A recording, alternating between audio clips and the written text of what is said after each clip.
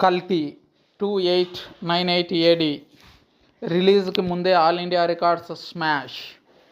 Pan India star young rebel star Prabhas హీరోగా నాగ్ అశ్విన్ దర్శకత్వంలో రూపొందుతున్న చిత్రం కల్కి 2898 ఏడి. ఈ సినిమా 2 పార్ట్స్లో వస్తున్న విషయం మనకు తెలిసిందే. సినిమా కోసం ఇండియన్ సినిమా ప్రేక్షకులు ఏ స్థాయిలో ఎదురు చూస్తున్నారో ప్రత్యేకంగా చెప్పనక్కర్లేదు.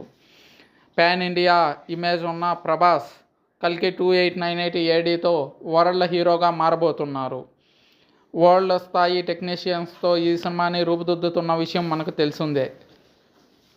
ప్రపంచవ్యాప్తంగా ఉన్న ఇండియన్స్ మాత్రమే కాకుండా సినీ ప్రేక్షకులు కూడా కల్కి సినిమా కోసం ఎంతగానో ఎదురు చూస్తున్నారు. చివరికి ఫ్యాన్స్ 2 ఏళ్ల ఎదురుచూపులకు తెరపడింది.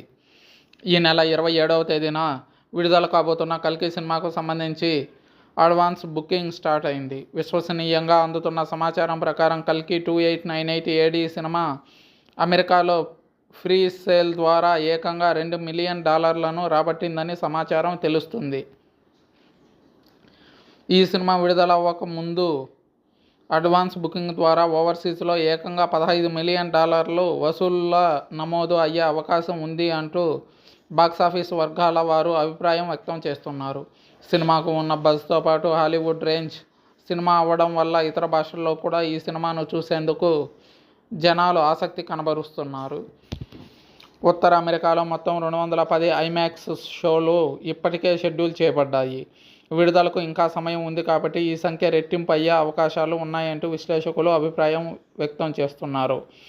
అయితే 210 ఐమాక్స్ షోలు రికార్డ్ చేయడం ఇదే మొట్టమొదటి ఇండియన్ సినిమాగా నమోదైంది. ఇండియాలో కూడా అడ్వాన్స్ బుకింగ్తో రికార్డులు బ్రేక్ అయ్యే అవకాశాలు ఎక్కువగా ఉన్నాయి.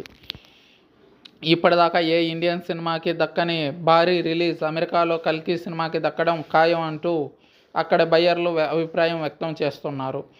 టైం ట్రావెల్ కాన్సెప్ట్తో హాలీవుడ్ రేంజ్ టెక్నాలజీ ఇంకా విజువల్స్తో కల్కి సినిమా రూపొందింది. కాబట్టి ఈ సినిమా ఇప్పుడు ఏకంగా 2500 కోట్ల వసూళ్ల టార్గెట్తో విడుదల అవబోతుంది. మరి అన్ని వేల కోట్లు ఈ సినిమాకి సాధ్యం అవ్వాలా అంటే ఓవర్సీస్లో ఖచ్చితంగా ఈ సినిమా అత్యధికంగా వసూళ్లను నమోదు చేయాల్సిందే. ఈ సినిమా పాన్ వరల్డ్గా చైనా, రష్యా, జర్మనీ, జపాన్ లాంటి దేశాల్లో కూడా విడుదలకు సిద్ధం కాబోతుంది.